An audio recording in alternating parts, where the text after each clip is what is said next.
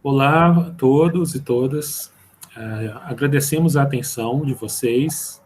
Meu nome é Nísio Teixeira, sou professor do Departamento de Comunicação da UFMG e coordenador do Grupo Escutas, grupo de pesquisa em sonoridades, comunicação, textualidades e sociabilidade do Departamento de Comunicação Social da UFMG. E estou aqui abrindo, né, junto com outros integrantes do grupo, um breve resumo, né, dos resultados de uma pesquisa que fizemos, o impacto da Covid-19 no setor musical de Belo Horizonte.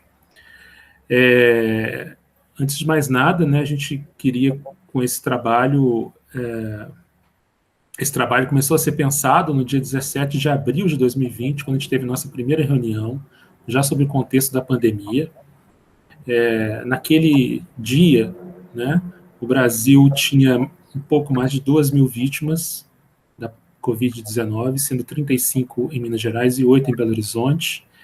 E no momento que a gente apresenta esses dados, hoje, 5 de julho, quase um ano e 3 meses depois, né, o país está com esse número trágico de mais de 524 mil vítimas, sendo mais de 47 mil em Minas Gerais e mais de 5 mil na capital mineira. Todos nós, né, também fomos afetados de alguma maneira por essa tragédia e a gente queria prestar uma solidariedade a todos os brasileiros e brasileiras, né, atingidos por essa calamidade. E o nosso esforço enquanto grupo de pesquisa foi exatamente lá um ano atrás de pensar, né, um grupo voltado para a pesquisa da canção, da música, dos objetos sonoros, em como contribuir, né, para poder minimizar, para poder ajudar, sobretudo essa categoria tão importante nesses tempos de pandemia, né, que é a categoria dos músicos e de todas as pessoas envolvidas na cadeia produtiva da música em Minas Gerais, sobretudo em Belo Horizonte, nosso foco principal de pesquisa. Lembrando que em 2019, lá em agosto, né, a gente estava celebrando o título de cidade criativa pela Unesco, dada à capital mineira por sua gastronomia, e isso em outubro de 2019, e em março de 2020 a gente então já está no contexto, né, de bares fechados, restaurantes, e enfim, né, todo nesse contexto que a pandemia nos trouxe e que ainda, né, de certa forma, já com uma flexibilização hoje, mas ainda com uma série de restrições, sobretudo nessa volta plena, né, a essa dimensão dos espetáculos, das casas de shows, etc. Né? Começou exatamente, né, há poucos dias uma liberação mais flexível com relação a isso também. Então, a gente até cita, né, em um artigo que reúne os resultados. Esse artigo ele foi publicado pela revista Frontiers, em um volume que reúne vários outros trabalhos também, demonstrando um esforço internacional, né, feito por vários grupos de pesquisa, voltados para trabalhos que tentam analisar exatamente o impacto da pandemia no setor da música. Então, temos o nosso artigo sobre Belo Horizonte, há trabalhos também sobre a Inglaterra, sobre a Espanha, México, das mais variadas regiões e temas, né, que podem ser encontrados, né, o artigo ele está nessa descrição. A gente espera que em breve também a gente possa publicar uma versão em português desses resultados. E lembrando, né, para finalizar essa introdução, que esse papel importante, né, que a música desempenhou com todos nós durante a pandemia, né? Eu cito uma frase da Sound Diplomacy que acho que resume bem esse espírito, né? O público está consumindo arte, música e bens culturais a um ritmo acelerado, mas não está contribuindo financeiramente o suficiente para garantir que artistas, músicos e outros profissionais da economia criativa, cujo trabalho estão consumindo, possam atender às suas próprias necessidades básicas.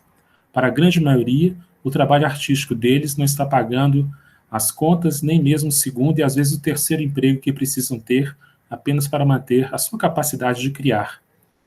E em que pese, né, esse papel importante da cultura, da música, né, numa sustentação até de saúde mental em tempos de pandemia, provavelmente, né, essa volta plena da música vai se dar, obviamente, depois da saúde e depois da educação, de uma maneira concomitante, obviamente, né, mas em nome, então, dessa circunstância, né, traumática que se abateu por toda uma classe criativa de produção, a gente se mobilizou ao longo do ano de 2020 para produzir e fazer essa pesquisa, e é um pouco ainda falando um pouquinho sobre esse desenho que a gente passa, então, a palavra agora para minha colega de departamento e também coordenadora do grupo Escutas, professora Graziela Mello Viana. Obrigada, Nísio. Né, como Nísio Teixeira introduziu, me chamo Graziela Mello Viana, também sou coordenadora do Escutas, respondo pelo grupo no CNPq. E então, esse nosso estudo coletivo faz parte de um cenário de pesquisas acadêmicas, relatórios econômicos sobre os impactos da pandemia na indústria musical. Mais especificamente, a gente tenta contribuir para a discussão sobre os efeitos do distanciamento social para a sobrevivência dos profissionais dessa área nesse período complicado.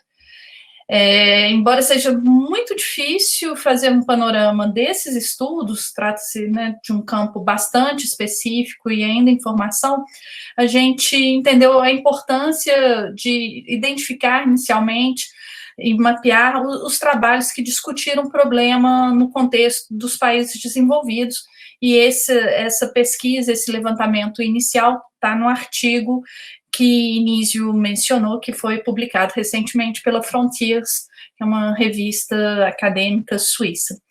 Então, assim, a partir dos levantamentos internacionais realizados e diante do contexto municipal vivenciado também por parte de pesquisadores do grupo, porque uma parte de pesquisadores são musicistas, são profissionais da música, atuam no meio, durante os nossos encontros virtuais do Escutas, no primeiro semestre de 2020, surgiram algumas questões que nos motivaram a fazer essa pesquisa.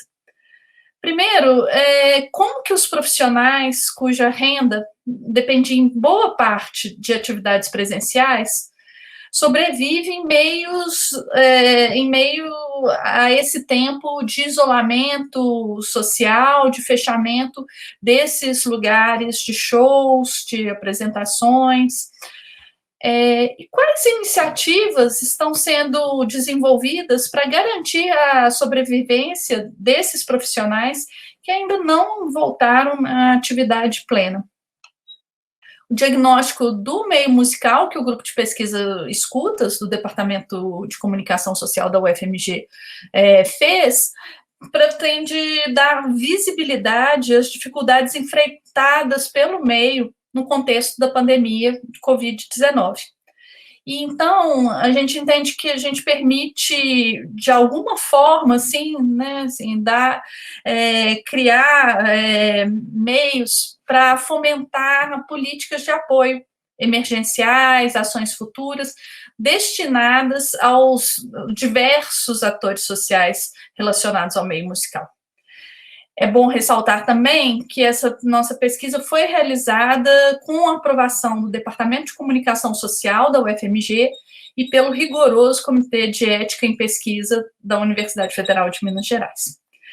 E aí, só para falar um pouquinho dos métodos, de uma forma bem simples, né, assim, que a gente utilizou, né, os métodos de forma mais detalhada estão no artigo, que tem o link nesse vídeo. Primeiro, a primeira coisa que a gente fez foi organizar esses atores sociais do meio musical em categorias, definindo funções específicas sobre as quais o impacto da pandemia nos interessava investigar.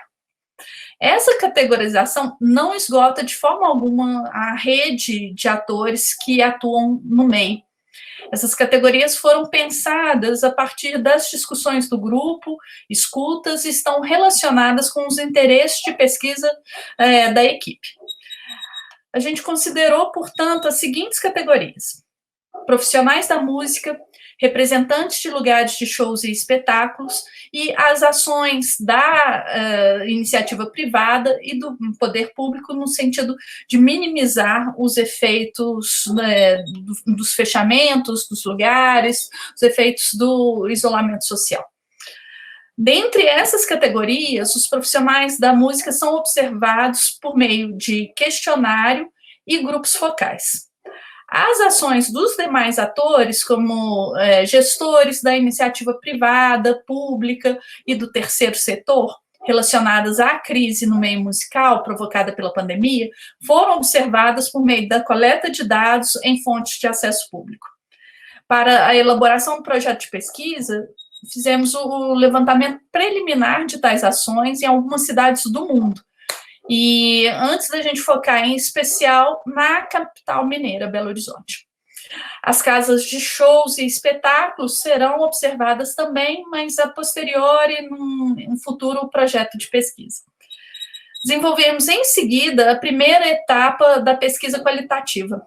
Essa primeira etapa consistiu em aplicar os questionários com perguntas abertas e fechadas entre 10 de agosto e 6 de outubro de 2020, por meio de formulários Google aos profissionais do setor musical, que tem como atividade principal uma das seguintes funções: compositor, intérprete, arranjador, regente, DJs, técnicos, diretores musicais e executivos, produtores, professores de música e luthier. A pesquisa foi divulgada pelas nossas redes de contato, pelas redes de contato dos demais pesquisadores do Escutas, pelos veículos internos de comunicação da universidade, a rádio FMG Educativa, o site, pela imprensa local, né, várias emissoras de rádio, mídia impressa. Então, a partir dessa divulgação, com esses métodos, 174 profissionais com essas funções responderam ao questionário, cujos resultados a gente vai apresentar a seguir. Em uma etapa posterior da pesquisa, serão realizados grupos focais com pelo menos 2 representantes de cada função especificada acima. A gente vai escolher dentre os que manifestaram interesse em participar dos grupos focais na primeira etapa da pesquisa. Teremos, então, pelo menos 20 participantes na segunda etapa da pesquisa, divididos em 2 grupos focais. O roteiro dos grupos focais será elaborado em breve a partir das respostas analisadas dos questionários.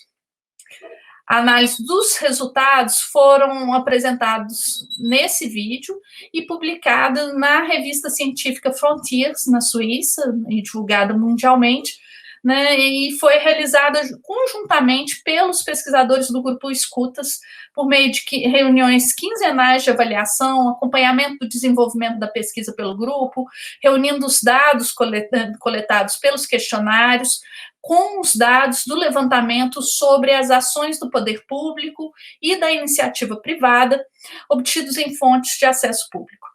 Foi realizada uma análise qualitativa em profundidade das respostas obtidas nos questionários e dos conteúdos obtidos no levantamento das fontes públicas.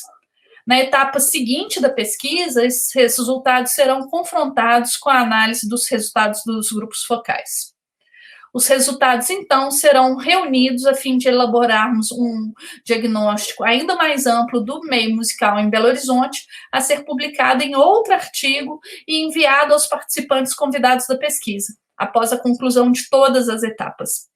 Além das publicações científicas, os resultados obtidos serão divulgados em um documento público, a fim de fomentar o debate sobre a implementação de políticas públicas emergenciais e permanentes para o meio musical.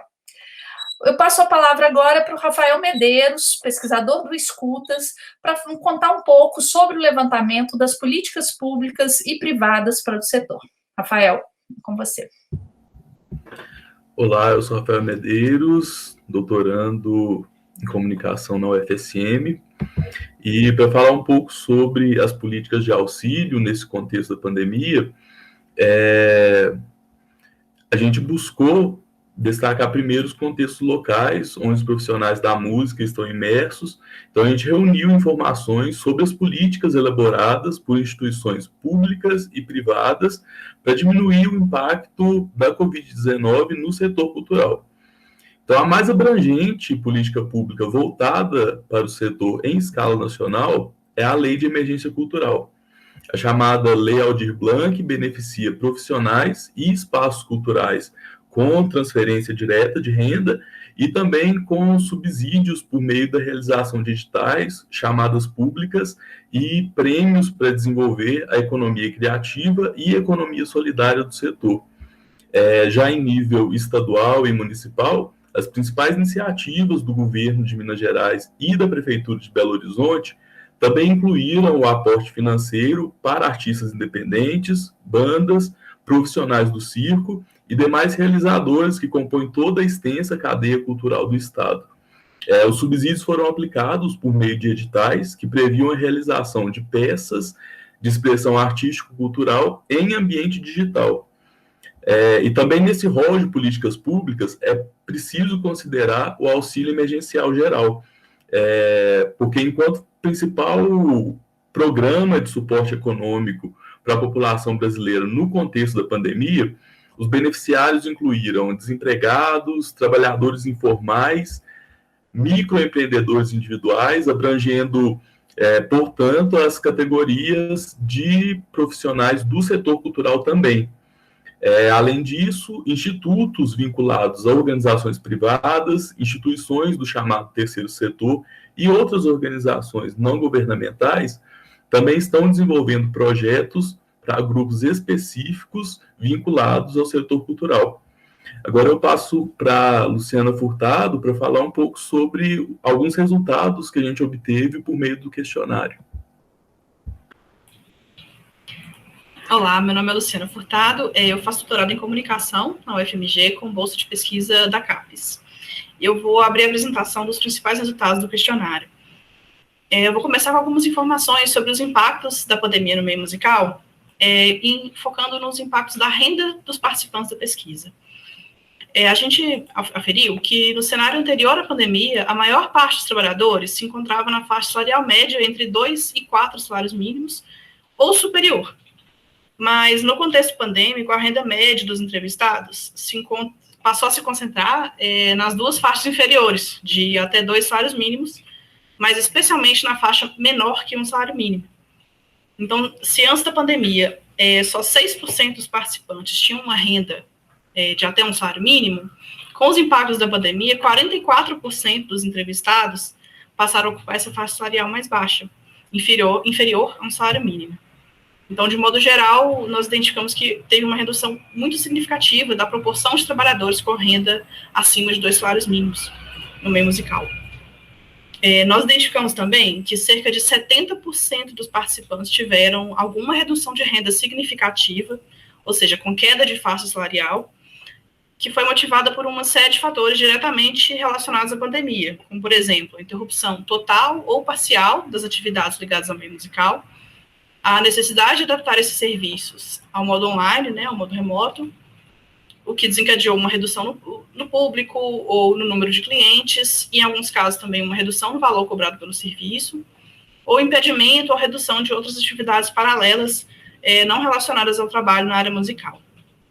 Eu vou passar a palavra agora para o Ricardo Lima, que vai falar um pouco sobre as principais atividades profissionais do setor musical. Olá, eu sou Ricardo Lima, eu sou doutor em música, professor do Departamento de Comunicação Social das Faculdades Promove e professor de paisagens sonoras e história da música da pós-graduação da PUC Minas. Bom, eu vou falar de 2 aspectos que apareceram na nossa pesquisa. que diz respeito às atividades relevantes do ponto de vista financeiro, mas também aquelas com relevância para a visibilidade profissional dos músicos. Neste aspecto, a gente conseguiu perceber que as principais atividades que têm relevância financeira para os músicos são aquelas que contam com apresentações ao vivo e principalmente aquelas ligadas a cerimônias religiosas ou não. Seguindo a essa importância, vem também aquelas atividades que acontecem nos bares e restaurantes, em estúdios, e também a prática professoral, as aulas de música, sabendo que a maioria dessas atividades, evidentemente, teve um impacto imediato com o fechamento da cidade. A gente tem poucas ocorrências do ponto de vista dessa relevância financeira para outros elementos ou outras atividades, como, por exemplo, atividades de corporações musicais, de orquestras, grupos de cultura popular, ou mesmo financiamento acadêmico, né? Tentamos, então, oferir também ganhos que pudessem vir deste lugar, e percebemos que na verdade, é um dado diminuto, né? Quase inexpressivo do ponto de vista financeiro. Com relação à visibilidade profissional, na verdade, não há digamos, uma correspondência entre as atividades que são relevantes financeiramente e aquelas que são relevantes do ponto de vista da visibilidade profissional. Neste caso, fica muito claro que essas atividades que têm essa música ao vivo e, portanto, né, precisa desse convívio, né, deste encontro, elas são muito importantes quando estão ligadas ao carnaval, né, que aparece como um lugar que concentra atividades potentes do ponto de vista tanto financeiro quanto de visibilidade profissional, não é? Mas, por exemplo, as atividades ligadas a cerimônias, né, que têm um grande valor, né, financeiro, não tem o mesmo valor do ponto de vista da visibilidade. O carnaval e principalmente as atividades que ocorrem nos bares e restaurantes são, enfim, indica a pesquisa, são as principais atividades que de fato dão visibilidade profissional aos músicos, não é? Então, chamo agora o professor Anísio Teixeira para dar continuidade à análise. Obrigado, Ricardo. Então, essa parte do questionário, a gente trabalhou as formas de maior visibilidade financeira, né, maior visibilidade profissional, e também agora as formas de visibilidade artística. Lembrando que os respondentes podiam marcar mais de uma alternativa nesse caso, né, uma vez exatamente por essa transição, né, por esse trânsito, que é muito comum, né, do profissional de música estar nesses lugares também, o tempo todo. No caso, então, o Ricardo falou da visibilidade financeira e profissional. Do ponto de vista da atividade mais relevante artística, né, considerando ainda essa sobreposição, né, foi lembrado muito as atividades que são feitas primeiro, né, tanto em solo como em grupos, né,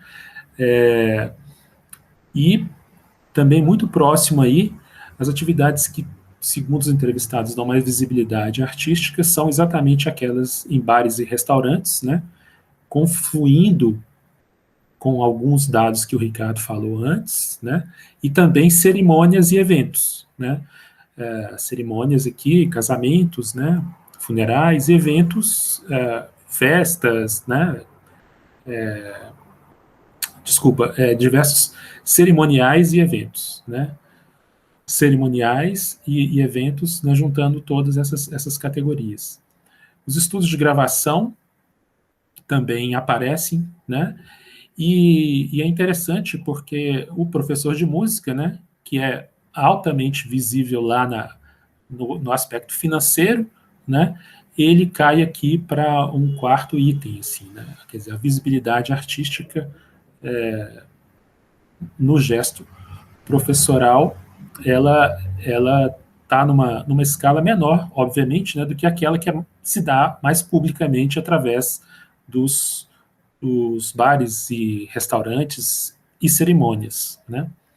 E o carnaval aparece, né, de uma maneira também aqui muito próxima, um pouco desse dado do professor de música, sobretudo por essa sazonalidade e por um certo nicho, né, que também a pesquisa permite entrever, né, de pessoas que no evento se envolvem mais, assim como tem outras que aparecem porque participam desse processo de maneira mais espacializada ao longo do ano, né?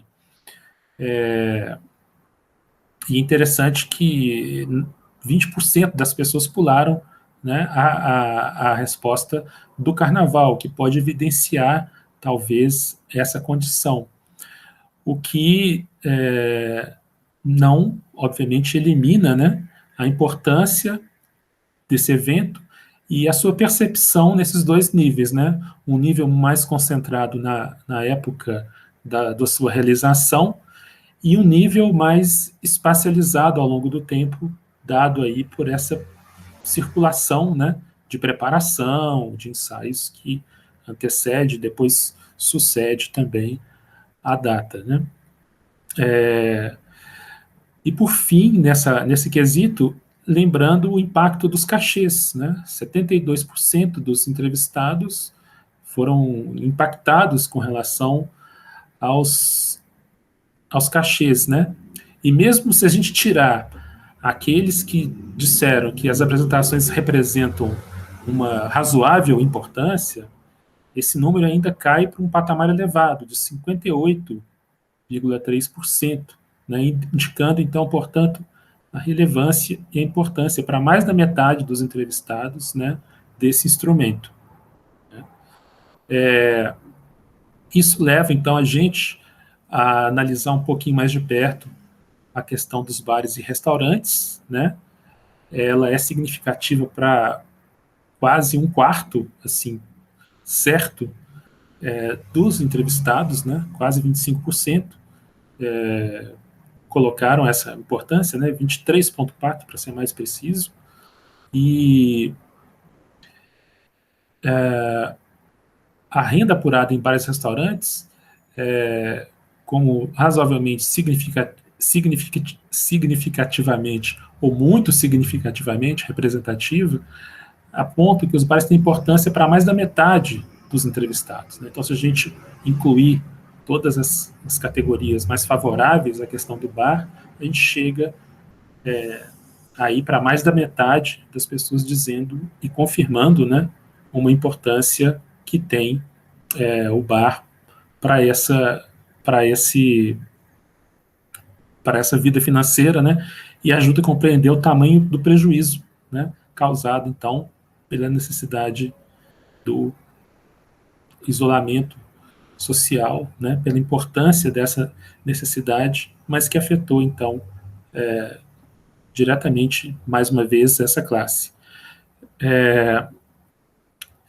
E, por fim, aqui no meu caso, falar também da importância da atuação, né, e do peso financeiro, como já foi dito, das cerimônias e eventos religiosos, né? Aproximadamente 46% dos entrevistados indicam esses eventos como importantes oportunidades de se fazer receita. E numa especulação, né, se 48% não apontaram os bares, né, talvez esse número esteja aqui, né? O que não quer dizer, obviamente, que, né, não possa estar nos dois lugares, mas evidencia exatamente essas duas âncoras importantes, né, para o financiamento dos músicos, né, e de novo, né, todos nós sabemos, né, as cerimônias e eventos também foram suspensos, né, e afetados pelas condições da pandemia e da sua prevenção, né. Então, em linhas gerais, esses são os dados. Eu passo a palavra para completar um pouquinho esse desenho para o Thiago Pereira Alberto. Olá, gente. Sou Thiago Pereira Alberto, doutor em Comunicação Social pela UF, pela Universidade Federal Fluminense, e professor da Universidade Federal de Juiz de Fora. Dentro do escopo dessa pesquisa, eu vou destacar aqui a relação, os dados relativos primeiramente, à atuação em estúdio, né? Quer dizer, foi passado até agora o foco muito dado em relação às execuções ao vivo, e aí pensamos agora como é que fica a atuação em estúdios. Menos de 40% dos respondentes, né, não considera os estúdios como um espaço relevante de atuação, pelo menos no quesito renda, né. Tem um contexto aí que é importante de ser citado, que historicamente os estúdios como espaço de monetização, né, de monetização financeira para os músicos, vem já num processo de diminuição de renda há já alguns anos, muito em função da ascensão dos home studios, né? Mas, ainda assim, alguns eixos são, de alguma maneira, justificam, né, a renda básica dos estúdios, por exemplo, a produção publicitária e as normas, o fato dos estúdios oferecerem normas adequadas de gravação, né, de técnica, especialmente no relativo ao cumprimento de leis de incentivo à cultura, né? Mas a pandemia, o contexto de pandemia, de alguma maneira reduziu, né? Houve uma queda muito brusca na atividade dos estúdios, mesmo com essas funções. Um detalhe importante nesse lugar quer dizer, a gente pôde oferir um grande consumo, né, uma grande produção e um grande consumo, a fruição de lives, por exemplo, né, mas que não necessariamente isso se mostrou como um retorno financeiro, né, pensando que as lives são muitas vezes gravadas em estúdios. Outro dado relevante, que tem uma importância em ser colocado, é a questão da atuação em corporações musicais, grupos de cultura popular, orquestras e corais, né? Na verdade, a gente teve uma pequena adesão dos respondentes em relação a esses temas, né? Menos de 40% do total de entrevistados, né? Na verdade, assim, né, especificamente, onde se teve um maior número de respostas foi em relação a orquestras e corais. Mesmo assim, um pouco mais de um terço do total dos entrevistados responderam essa questão, e deles só 10%, de alguma maneira, percebe alguma relevância nesse campo, né, na apuração das suas rendas, né, tanto em corais como em orquestras. De alguma maneira, isso dá a ver que a interrupção das atividades, né, de orquestras e corais, diante do contexto de pandemia, na verdade, impactou pouco na contabilização de renda dos proventos dos profissionais em questão, muito em função, né, de que esse contexto de orquestras, corporações musicais, de alguma maneira, ele estabelece-se a partir de uma fonte de renda estável, contratos de renda de ordem pública ou privada, né? Então, muitas vezes, assim, os contratos não estão diretamente ligados, né? São externos à natureza da atividade musical. Eu passo a palavra agora para minha colega Luciana Furtado, que vai dar prosseguimento a análises desses dados. Obrigada, Thiago. Eu vou falar um pouco agora algumas considerações sobre desigualdades raciais que a gente encontrou na pesquisa. Então, enquanto a gente analisava os dados sobre a renda dos participantes no cenário anterior à pandemia e durante a pandemia, e cruzando esses dados com a identificação racial dos participantes, a gente percebeu algumas questões muito importantes que apontam para a desigualdade racial e para os impactos do racismo estrutural na distribuição de renda desses profissionais. Então, nós identificamos que, mesmo antes da pandemia, os profissionais negros já apresentavam uma renda mensal consideravelmente mais baixa comparada à renda dos trabalhadores brancos. Nesse cenário que nós avaliamos, os trabalhadores brancos são 58%, né, dos participantes da pesquisa, mas eles são 88% daqueles com maior renda, com a renda na maior faixa salarial, que é acima de 6 salários mínimos. Enquanto isso, os trabalhadores negros são 37% dos participantes, mas eles são 50% dos profissionais com renda na menor faixa salarial, que é de até 1 salário mínimo. Nós identificamos também que os impactos da pandemia foram mais intensos sobre os profissionais negros, que tiveram uma redução na renda em maior proporção. Embora os profissionais brancos também tenham sofrido uma redução muito significativa nas suas fontes de renda, também ficou muito visível a predominância dos trabalhadores negros nessas faixas de renda salariais mais baixas, tanto no cenário anterior como no contexto da pandemia. E aí uma questão importante para a gente comentar é que esses dados de renda, eles não se referem exclusivamente à renda das atividades musicais, eles incluem também outras fontes de renda paralelas. Nesse contexto, a gente quer destacar também que a estabilidade financeira, de modo geral, mesmo em outras atividades que não as do meio musical, essa estabilidade financeira acaba sendo muito relevante para definir a segurança profissional e a possibilidade de continuar o trabalho no meio musical, porque afeta de forma muito direta a possibilidade de investir, de se qualificar mais na área, de fazer viagens, de escolher melhores oportunidades. Então, nesse sentido, assim, a gente considera que os dados apontam para a necessidade muito urgente de que as iniciativas públicas e privadas de incentivo à cultura trabalhem com ações afirmativas para a igualdade racial, para poder garantir que os profissionais negros vão ser contemplados na proporção equivalente a que nós apresentamos à população brasileira, que é de aproximadamente 54%, segundo os dados mais recentes do IBGE.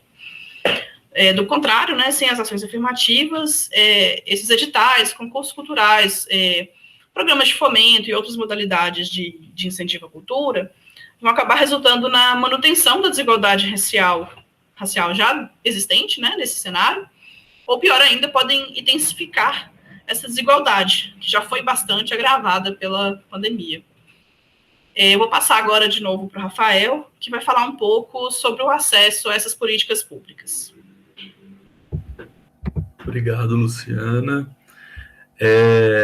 Na pesquisa, a gente encontrou que 71% dos profissionais que responderam ao questionário que foi aplicado pelo grupo, eles apontaram a diminuição significativa na renda após a interrupção das atividades artísticas e do fechamento dos espaços com o começo da pandemia. Então, essa constatação colabora muito para atestar a importância das políticas de auxílio aos profissionais do meio musical no contexto da pandemia. Então, de todos os profissionais que afirmaram ter suas rendas reduzidas nesse período, 55% receberam auxílio governamental, sendo que a maior parte respondeu que esse auxílio, que esse aporte foi proveniente do governo federal. Em números gerais, enquanto 43% afirmaram ter recebido algum apoio ou auxílio governamental no contexto da pandemia, outros 10% declararam que receberam auxílio da iniciativa privada. E como a gente mencionou antes, projetos da iniciativa privada voltados para o setor cultural também estão sendo importantes nesse panorama atual, assim como as iniciativas de instituições do terceiro setor, como as organizações não governamentais, sindicatos e associações. Um exemplo que fomenta profissionais do audiovisual negro, a APAN elaborou um fundo de amparo com o objetivo de oferecer renda complementar aos beneficiários inscritos e selecionados a partir de edital próprio. Então, grupos, organizações, sindicatos estão fazendo editais de fomento para grupos minoritários específicos, e isso também é muito importante. 9 pessoas que responderam ao questionário que a gente aplicou afirmaram ter recebido auxílio financeiro de alguma instituição do terceiro setor no período da pandemia. Então, esses dados apontam a importância das ações, né, do do setor público na assistência aos trabalhadores atingidos pela crise intensificada pela pandemia, sem deixar de demonstrar que as ações da iniciativa privada e das organizações do terceiro setor também são possíveis e são relevantes. E a gente lembra também que a Lei Aldir Blanc foi anunciada no decorrer da pesquisa, então o impacto só vai ser mensurado em uma segunda fase da nossa investigação, que é a fase de entrevistas, mais adiante. Então eu retorno a palavra agora para o Carlos Hauregg. Obrigado, Rafael. Eu sou professor da Universidade Federal de Ouro Preto, sou doutor em comunicação pela UFMG, participo do grupo Escutas da UFMG e também participo do grupo Conjor da UFOP, né, Federal de Ouro Preto. Eu vou falar um pouco sobre as adaptações ao meio virtual. É um assunto que acaba dialogando bastante com alguns pontos que foram levantados pela Luciana, pelo próprio Rafael, que me antecedeu agora, pelo Tiago, pelo Ricardo, pelo professor Nísio também. Então, em alguns pontos eu reitero, em outros eu trago mais alguns aspectos, né? É muito importante a gente considerar que a atividade musical, né, parte importante da atividade musical, ela tem um caráter de interação, de estar ligado com uma sociabilidade da cidade e de outras formas de sociabilidade, como aulas, né? Os shows também, claro, que estão incluídos, o trabalho em estúdio.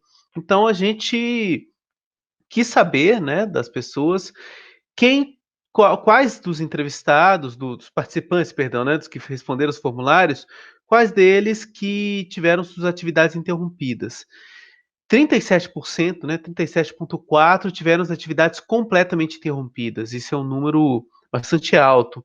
E 29% tiveram as atividades bastante comprometidas, mas mantiveram de alguma forma com algumas adaptações.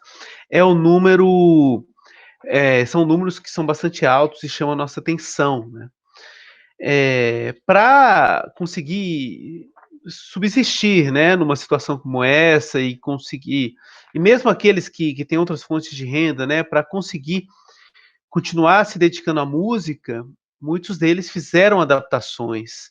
E o número de 52 respostas, né,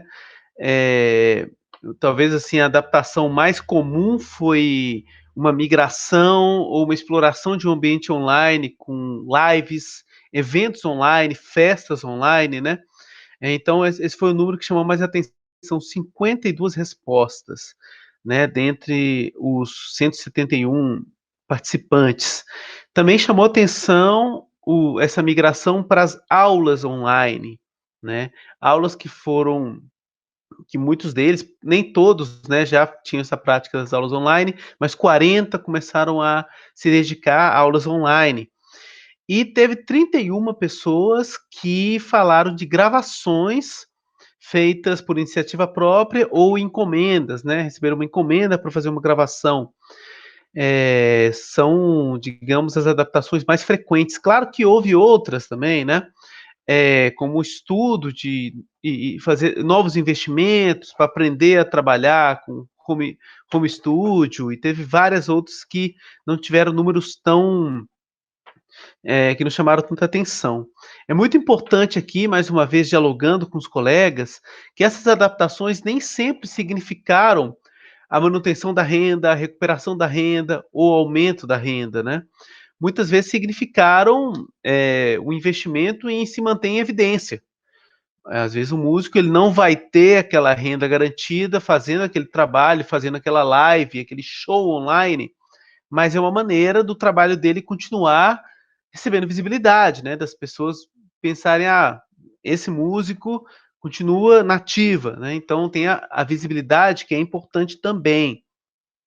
Tanto que, de novo, dialoga, né, assim, 31% dos respondentes não mantiveram a renda anterior à pandemia. Eu não vou aprofundar nesses dados, porque a Luciana já falou um pouco disso.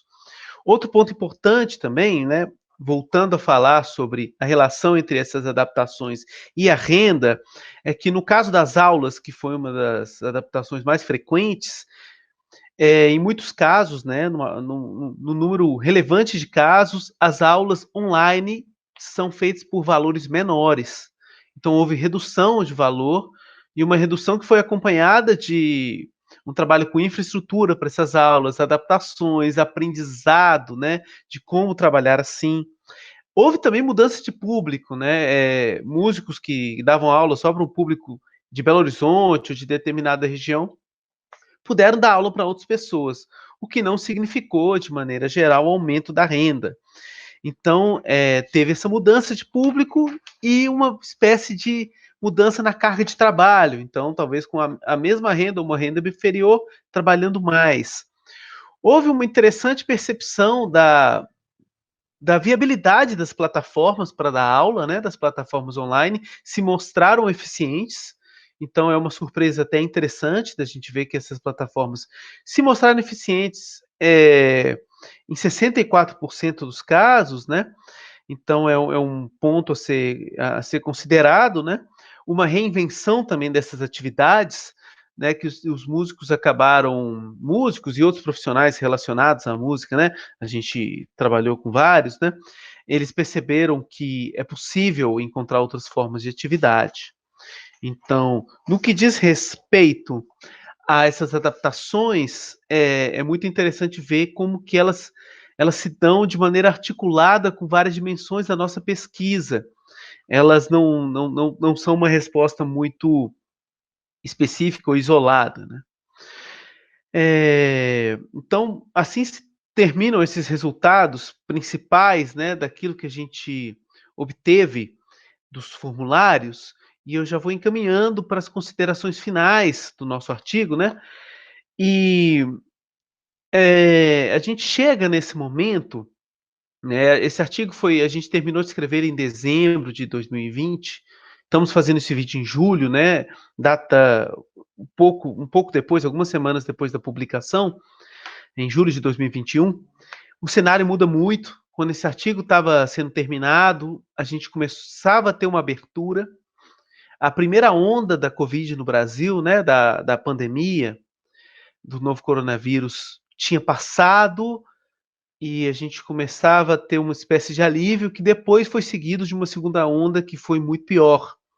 A gente teve, os dados da pandemia foram dramáticos em abril deste ano, né? A gente ainda não sabe exatamente o que vem pela frente, se vem uma terceira onda forte, ou se a vacinação que já está sendo executada, se ela, qual que vai ser o tamanho do impacto, né? Claro, de forma alguma questionando a vacinação, mas o ritmo da vacinação, essa é a questão, né? A gente ainda não sabe, mas naquele momento a gente já fez algumas conclusões, né? A gente tirou algumas considerações importantes. Primeira delas é que mesmo uma abertura não significa que a gente vai ter normalidade, né? A abertura já vinha sendo feita, mas não necessariamente um público volta, né? Um público com medo de se contaminar vai voltar da mesma maneira, né, aos estabelecimentos. A gente não sabe, estabelecimentos relacionados à música, a gente não sabe, inclusive, a gente coloca no texto, né, se BH vai continuar com o título informal da capital dos bares aqui no Brasil, né, que nós temos um título informal, né, Belo Horizonte é conhecido por ter essa vida noturna. Então, a gente não sabe porque muitos estabelecimentos podem ter fechado. Não sabemos também como vai funcionar esse circuito das cerimônias que o Ricardo, né, Ricardo Lima já comentou aqui com a gente, se essas cerimônias, em que nível que elas vão voltar, né, com qual frequência, com qual intensidade, com o número de público. Então, a gente extrai alguns resultados, só que essas considerações elas são seguidas, são formuladas num momento de muita incerteza. O carnaval também é uma grande questão. Quando a gente terminava de escrever, a gente ainda não tinha, a gente já imaginava que não haveria carnaval em 2021 e não teve mesmo carnaval. Neste momento, quando a gente faz o vídeo, a gente não sabe se vai ter carnaval em 2022, só que um ponto importante que a gente menciona nas considerações é que a resposta de se vai ter carnaval ou não, né, no próximo ano, ou até nesse ano agora, ela não é suficiente para a gente compreender toda a economia que envolve o carnaval. O momento do carnaval, né, a festa do carnaval, ela é feita uma vez ao ano, só que tem todo um circuito de aulas para o carnaval, de ensaios de bloco, de festas de pré-carnaval, há festas de pós-carnaval, e toda essa circulação de pessoas e movimentação da vida musical da cidade é muito grande. Então, a gente ainda tem essa incerteza. Continuando, né, nessa questão das incertezas, é muito importante pensar que o circuito da música, né, os circuitos da música, essa vida econômica relacionada à música, ela não está descolada de outros aspectos. Há um setor de turismo, por exemplo, né? Então, tem um turismo em algumas regiões do Brasil, o turismo de praias, por exemplo, que está totalmente conectado a músicos que são atuantes nessa vida turística. Então, enquanto o turismo não retomar completamente as atividades, a gente não tem a mínima ideia, o setor de música vai estar afetado. É importante também frisar, né, aqui saindo um pouco dos impactos, mas pensando em algumas lições, alguns outros tipos de observações que a gente fez, a versatilidade dos músicos, né, e de outros profissionais do mundo da música, como que ela se mostrou, né, relevante na nossa pesquisa. Houve muitos esforços, alguns bem-sucedidos, de se adaptar a esse novo cenário. Alguns desses esforços já faziam parte de um processo de aprendizado com as mídias digitais, como já foi levantado aqui a questão dos home studios, né? Então, assim, a versatilidade dos profissionais é algo que chama atenção. E, terminando já as considerações, a importância das políticas públicas, já venho me esquecendo, né? É um ponto importante para a gente mencionar também no nosso trabalho. O nosso trabalho, né, e agora sim chegando ao final, ele está muito vinculado a todo um contexto, um cenário amplo de pesquisa sobre o impacto da pandemia na vida musical. É um cenário que ele é variado, que ele ainda é muito recente e muito específico. Então é difícil a gente fazer um panorama que ele abarque todos esses trabalhos. Esse panorama, né? Panorama não, né? Mas essa convocação de trabalhos que dialogam com a gente, ela é difícil também porque os focos e as abordagens são diferentes. Há trabalhos que vão abordar os impactos da pandemia em um país. Há trabalhos que se focam nos impactos em uma cidade. Existem trabalhos que falam de diagnósticos de impactos da pandemia. Há trabalhos que já falam, que tentam levantar propostas de adaptações. Eu acredito que, de alguma maneira, a gente faz um pouco de cada coisa, claro, focado na cidade de Belo Horizonte. Ao observar, né, as adaptações, a gente está falando, por exemplo, de estratégias que podem ser tomadas, né? E ao falar de Belo Horizonte, a gente tenta entender Belo Horizonte num contexto nacional. A lei Aldir Blanc, por exemplo, né, que ela vai ter impactos em diferentes níveis do Estado brasileiro, né, e da sociedade brasileira. É importante também falar das próximas etapas. A gente vai fazer grupos focais para tentar aprofundar as discussões com profissionais que já participaram dessa primeira etapa da nossa pesquisa. É claro que essas discussões já vão ser feitas em outro contexto. A gente já vai ter passado por esse aumento, né, de vítimas da Covid, né, que já foi citado desde o início aqui do nosso vídeo, né, da nossa discussão. Mas a gente vai tentar compreender já a partir desse ponto que a gente está vivendo, né? Não tem como apagar tudo isso que o Brasil viveu, né? E também não faz sentido nenhum ignorar isso. Isso é muito importante para a gente entender e poder avançar nas discussões. Eu gostaria de chamar mais uma vez o nosso colega, o professor Nísio Teixeira, para comentar um pouco, um pouco mais sobre esse trabalho. Obrigado, Carlos. Na verdade, é só mesmo reforçar esse aspecto que foi colocado, né?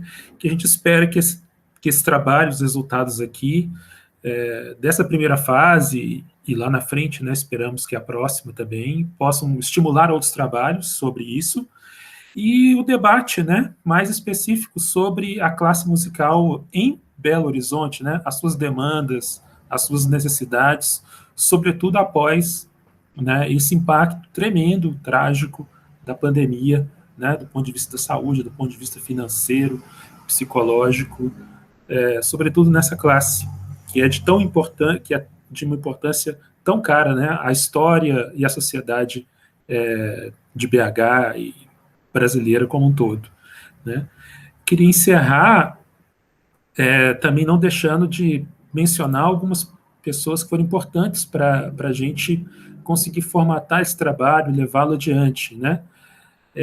Primeiro, toda a equipe do Escutas, né, vocês estão conhecendo alguns dos nossos pesquisadores aqui, mas Elias Santos, Frederico Pessoa, Rafael Azevedo, entre outros integrantes, né, que ajudaram lá atrás nesse debate e na construção dessas perguntas, desse questionário, né, e também a toda a equipe de discentes, né, da pós-graduação à graduação, que seguiram depois conosco, atualizando e debatendo, né, esses números, esses dados.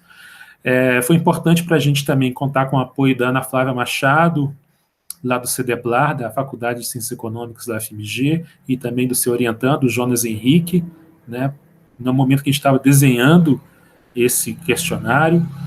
A gente agradece também a leitura prévia, né, também dessas perguntas dos colegas Daniela Meira, André Salles Coelho e Tereza Moura, né, que fizeram apontamentos interessantes. O pesquisador Jordi Baltar Portolés, da Catalunha, que também ajudou muito, né, esse grupo ao fazer algumas pontes importantes, né, de dicas e referências. O professor Niels Christian Hansen, da ARUS, Institute of Advanced Studies e Center for Music in Brain, na Dinamarca, né? E a Melanie Wald-Fuhrmann, da Max Planck Institute, da Alemanha, que nos convidaram a participar de uma rede Music Covid, né, que reúne alguns dos trabalhos que estão aí nesse compêndio do qual o nosso participa. Marden Campos, que nos ajudou e vai nos ajudar ainda no desdobramento desse trabalho.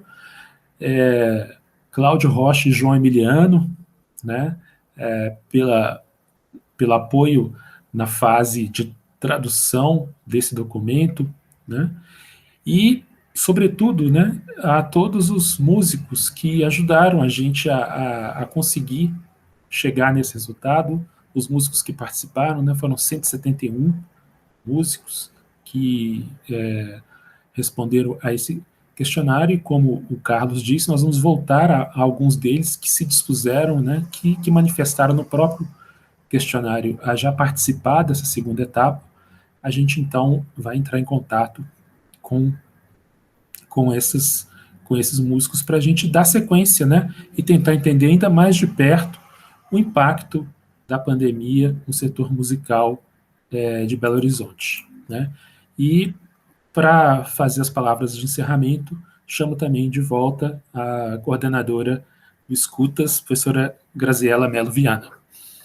Obrigada, Nísio. Então, reforçando esse agradecimento, né, eu acho que a participação de todas e todos mencionados foi fundamental para o desenvolvimento dessa primeira etapa da pesquisa, né, e contamos, portanto, né, com todos e todas as profissionais do meio musical que se dispuseram nessa primeira etapa, né, a seguirem conosco, né, para a segunda etapa, né, e reforço o apoio do Observatório Social da Covid-19 da UFMG, na figura do professor Marden Campos, no desenvolvimento dessa segunda etapa, que vai ser o grupo focal, né, onde a gente vai analisar em profundidade esses resultados, observar alguns aspectos, enfim, né, assim, dar continuidade à pesquisa. Então, convido todas e todos a lerem o artigo completo, né, publicado na Frontiers. O link está disponível junto com esse vídeo, essa nossa conversa aqui, essa discussão sobre os resultados, né, e aguardarem também os resultados da segunda etapa. Obrigada.